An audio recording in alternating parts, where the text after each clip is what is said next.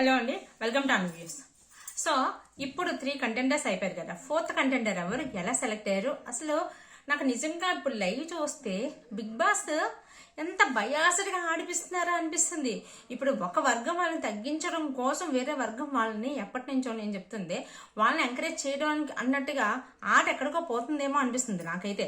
So దీని గురించి లైవ్లో ఏం జరిగింది డీటెయిల్గా, నిఖిల్ చేసిన బ్లండర్ మిస్టేక్ ఏంటి, దాని గురించి తర్వాత ఎందుకు అంతగా రిగ్రెట్ అవ్వడం, దీని గురించి మాట్లాడతానండి. అంతకన్నా ముందు ఈ వీడియో మీకు నచ్చితే లైక్ చేసి షేర్ చేయండి, ఛానల్ సబ్స్క్రైబ్ చేసుకోండి. వీడియో అంతా అయిపోయిన తర్వాత మీ అభిప్రాయాన్ని కూడా కామెంట్ చేసి చెప్పండి. రాత్రి లైవ్ లో జరిగిన డిస్కషన్స్ గురించి కూడా మాట్లాడుకుందాం. అయితే ఫస్ట్ నిన్న నైట్ లైవ్ లో జరిగిన డిస్కషన్స్ ఏంటంటే తేజ గురించి. సో గౌతమ్ తేజని ఎందుకు సెలెక్ట్ చేయలేదు అనేది డిస్కషన్ జరిగింది. ఇదేంటి చెప్తున్నానంటే ఈ రోజు తేజని సెలెక్ట్ చేయడానికి రాత్రి జరిగిన డిస్కషన్ కి లింక్ ఉంది కాబట్టి ఇది మాట్లాడుకోవాలి ఖచ్చితంగా.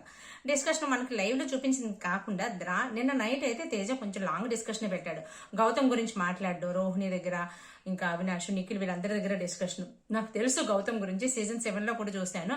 సో ఒక రకంగా ఆలోచిస్తారు, తన గేమ్ గురించి ఆలోచిస్తారు తప్ప ఇంకేవి ఎవరికి హెల్ప్ చేయడానికి ఏమి ఆలోచించడం అని చెప్పి.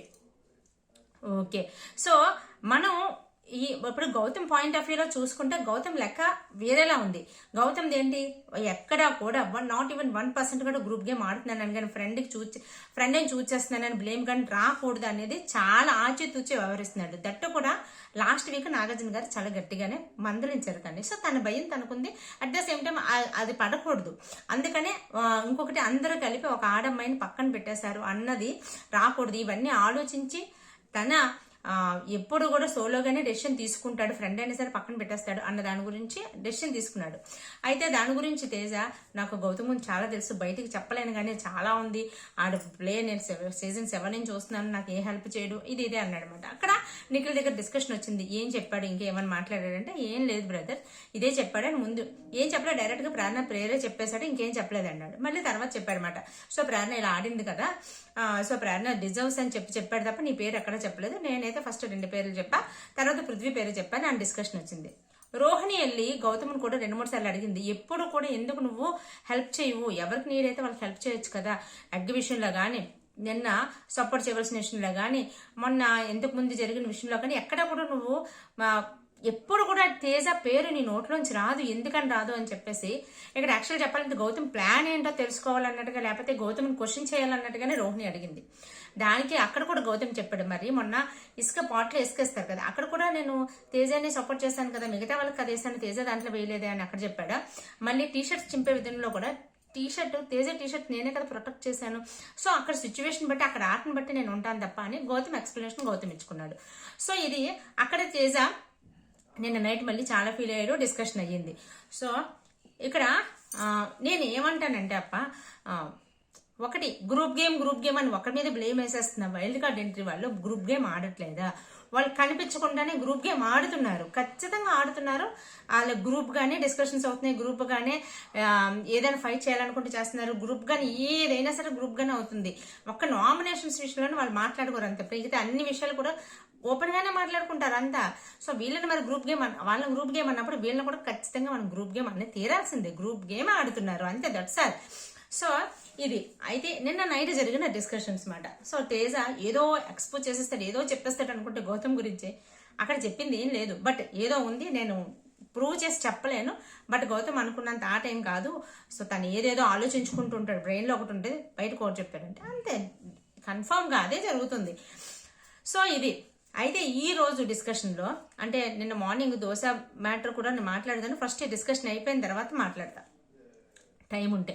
సో ఇక్కడ ఈ బిగ్ బాస్ పిలిచి ఏం చెప్పారంటే ఎవరిని నిఖిల్ని అవినాష్ని రోహిణిని పిలిచి ఇంకెవరెవరైనా బ్లాక్ బెల్ట్స్ రాలేని వాళ్ళు ఎవరు పృథ్వీ, గౌతమ్, టేస్ట్ చేసేయాలి, వీళ్ళు ముగ్గురులో ఒకరిని 4th కంటెండర్ కింద డైరెక్ట్ గా సెలెక్ట్ చేసేయండి అని చెప్పారు. ఫస్ట్ ఆఫ్ ఆల్ ఇక్కడే నాకు నచ్చలేనిది ఏంటంటే బిగ్ బాస్ 3 కంటెంట్ టాస్క్లు పెట్టారు. చాలాసేపు వాళ్ళు ఖాళీగానే కూర్చుంటున్నారు, కబుర్లు చెప్పుకుంటున్నారు, ఇలాగే ఉంటున్నారు. ఒక టాస్క్ పెట్టడానికి ఏమైపోతుంది? ఒక సింపుల్ టాస్క్ అయినా ఎలాగా పెద్ద పెద్ద ఆడి పొడిచేంత టాస్క్లు ఏం పెట్టట్లేదు. సో వాళ్ళ ముగ్గురికి సంబంధించింది ఒక లాజికల్ థింకింగ్, లేకపోతే టూ మచ్ ఫిజికల్ లేకుండా టేస్ట్ రేజ్ ఆడలేడు అనుకుంటే టేస్ట్ రేజ్ ఎఫెక్ట్స్ కూడా అలాగే పెడతాడే. బట్ అలా చేయకుండా సో ఇలా వీళ్ళనే ఎవరైతే ఆల్రెడీ కంటెండర్ అయ్యారో వాళ్ళు ఎవరు ఎక్కువ అర్హులు అనుకుంటున్నారు, ఎవరు 4th కంటెండర్కి సెలెక్ట్ చేయాలనుకుంటున్నారు వాళ్ళని సెలెక్ట్ చేయండి అనడం ఎంతవరకు కరెక్ట్ అంటారు? సో మీకు అనిపించింది కామెంట్ చేసి చెప్పండి. మీకు బిగ్ బాస్ తీసుకున్న డెసిషన్ కరెక్టే అనిపించిందా, లేదు అంటే నాకే అలా అనిపిస్తుందా? మీరు కామెంట్ చేసి చెప్పండి. అలాగే సో ముగ్గురిని పిలిచినప్పుడు ముగ్గురు కలిపి డిస్కషన్ చేసుకున్నారు. యాక్చువల్లీ అక్కడ ఆ గ్రూప్ లో రోహిణి అండ్ అవినాష్ ఉన్నప్పుడు వేరే వాళ్ళని ఎవరినైనా సెలెక్ట్ చేస్తారా? వీళ్ళు ఇప్పుడే కాదు ఎప్పుడైనా సరే, ఇంతకుముందు ఎక్కడైనా ఎప్పుడైనా సరే ఒక రోహిణి ప్రేరణకి సూట్ కేసు ఇవ్వడం విషయం తప్ప ఎక్కడైనా ఎవరినైనా సెలెక్ట్ చేసుకున్నారా? వాళ్ళకే సపోర్ట్ చేసుకుంటారు తప్ప బయట వాళ్ళకి ఎప్పుడైనా సపోర్ట్ చేశారా? చేయలేదు. నిజం మాట్లాడితే కోపం వస్తుంది, కానీ వాళ్ళు ఎక్కడ ఎవరిని సపోర్ట్ చెయ్యలేదంటే చేయలేదు. ఒకసారి చూడండి, ఎక్కడైనా సరే టేస్ట్ రేజ్ అయితే అసలు ఎవరికి సపోర్ట్ చేయలే. సో అయితే ఇక్కడ సపోర్టే కాదు, నామినేషన్స్ కూడా ఏం చేసుకోలేదు. సో అలాంటప్పుడు ఇది మనకి ఒక యాజ్ ఆడియన్స్ కింద మనకి ఎంత క్లియర్గా అర్థమవుతుంది, బిగ్ బాస్కి తెలియదా ఎవరిని చూస్ చేస్తారనేది? సో మెజారిటీ తీసుకున్నప్పుడు కూడా ముగ్గురు ఉన్నారు. సో నిఖిల్ ఒక పేరు చెప్తాడు, అయినా సరే మెజారిటీ తీసుకున్నప్పుడు కూడా ఏమవుతుంది, వాళ్ళు చెప్పిన పర్సన్ చూస్ చేస్తారు. ఆటోమేటిక్ గా వాళ్ళు గౌతమ్ పేరు డెఫినెట్ గా చెప్పరు. పృథ్వీ అంటే అసలు వాళ్ళిద్దరికీ పడదు. అలాంటప్పుడు తేజ వాళ్ళ group. So Prithvi Gautam place లో ఎవరున్నా సరే అలాగే చేస్తారు. కొంచెం 1% అని ఆలోచించేవారేమో, కానీ గౌతమ్ పృథ్వీ ఉన్నప్పుడు ఖచ్చితంగా 100% తేజకి ఇస్తారని అందరికీ తెలుసు. బట్ ఈవెందో ఆట పెట్టకుండా, గేమ్ పెట్టకుండా, ఏమీ పెట్టకుండా డైరెక్ట్ గా కంటెండర్ కింద సెలెక్ట్ చేసేమన్నారు. సో ఇక్కడ ఏమైంది, ఎవరు రోహిణి అంటే అవినాష్ కలిపి తేజ పేరే చెప్పారు. ఎందుకంటే నిన్నటి నుంచి ఆడాలనుకుంటే వీళ్ళు చెప్పిన దాంట్లో కూడా ఒక పాయింట్ ఉంది. ఏంటంటే వాళ్ళందరికీ ఒక్కొక్క ఛాన్స్, రెండు సార్లు ఛాన్స్ వచ్చింది, తేజకి ఆ ఛాన్స్ రాలేదు కదా. సో అందుకని చెప్పి సెకండ్ ఛాన్స్ వచ్చినట్టు ఉంటుంది, ఇందులో వచ్చినంత మాత్రం గెలిచినట్టు కాదు కదా అని చెప్పేసి. బట్ ఇక్కడ ఒక మెలుగు ఉంది. ఏంటంటే వాళ్ళందరికీ 2 ఛాన్సెస్ వచ్చాయి, ఎందుకని కంటెండర్ అవ్వడం కోసం. బట్ ఇక్కడ ఏంటి, డైరెక్ట్ గా కంటెండర్ అయిపోతున్నాడు. సో ఇది ఛాన్స్ కాదు, డైరెక్ట్ గా తీసుకెళ్లి నువ్వు సీట్లో కూర్చోబెట్టేస్తున్నావు. సో అది నిఖిల్ చెప్పలేకపోయాడు, వాదించలేకపోయాడు. ఇంకొకటి ఏంటంటే నిఖిల్ మనసులో పృథ్వీకి గౌతమ్ గా అనుకునే ప్లేస్ లో పృథ్వీని అనుకున్నాడు.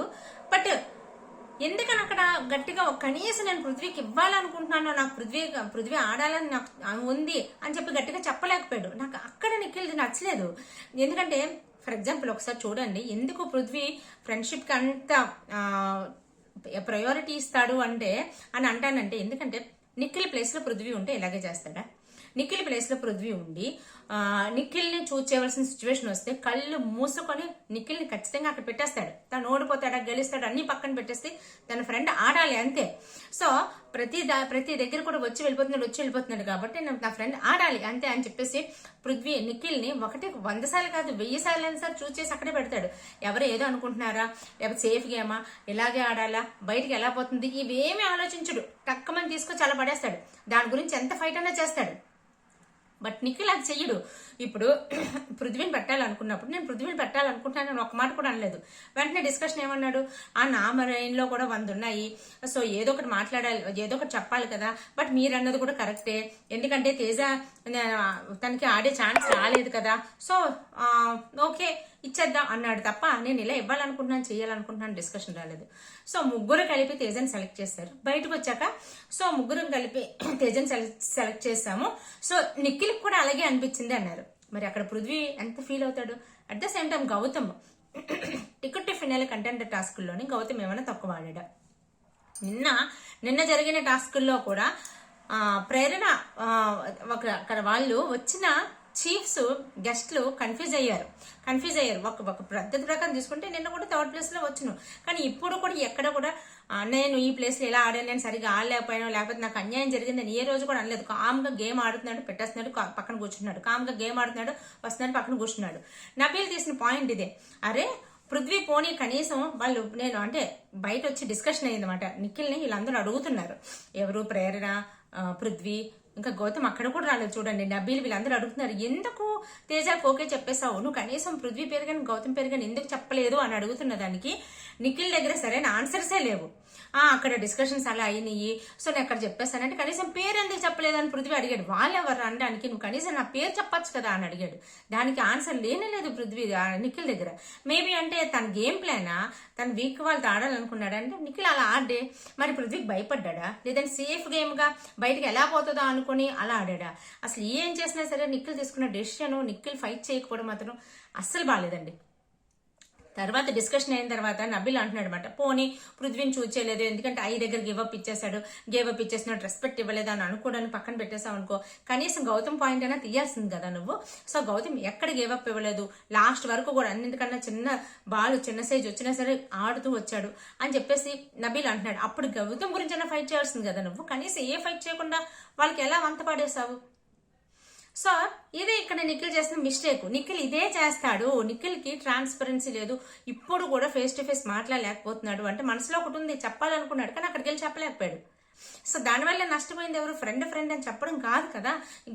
పృథ్వీ డిజర్వ్స్ కాదా, సరే ఓకే పృథ్వీ నేను గివప్ ఇచ్చాడు, గివప్ ఇవ్వడానికి కూడా కారణం తను ఓడిపోయాడు, తన ఎక్స్ప్లెనేషన్ కూడా చేస్తున్నాను అక్కడ దేనికి ఆడాలంటే, బట్ ఓకే ఆడాలి ఖచ్చితంగా, నువ్వు ఏదైనా ఏం కాకపోయినా సరే రూల్ ఇచ్చారు కాబట్టి నువ్వు ఓడిపోయినా గెలిచినా సరే అక్కడ ఆడాలి. సో కనీసం గౌతమ్ గురించి అయినా ఫైట్ చేయొచ్చు కదా. వాళ్ళతో అలా ఎగ్రీ అయిపోతాడు.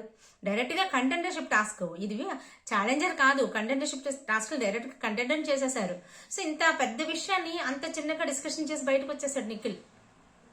సో ఇది నాకు అనిపించింది ఓవరాల్ గా అయితే మాత్రం నిఖిల్ పృథ్వీకి వెన్నుపోటీ పొడిచాడు అనుకోవాలి. మీరు ఏమంటారు? నాకైతే అలాగే అనిపిస్తుంది. మీకేమనిపిస్తుంది కామెంట్ చేసి చెప్పండి. అలాగే మీ అభిప్రాయం కామెంట్ చేయండి. వీడియో నచ్చితే లైక్ చేసి షేర్ చేయండి, సబ్స్క్రైబ్ చేసుకోండి మర్చిపోకండి. Take care, by by.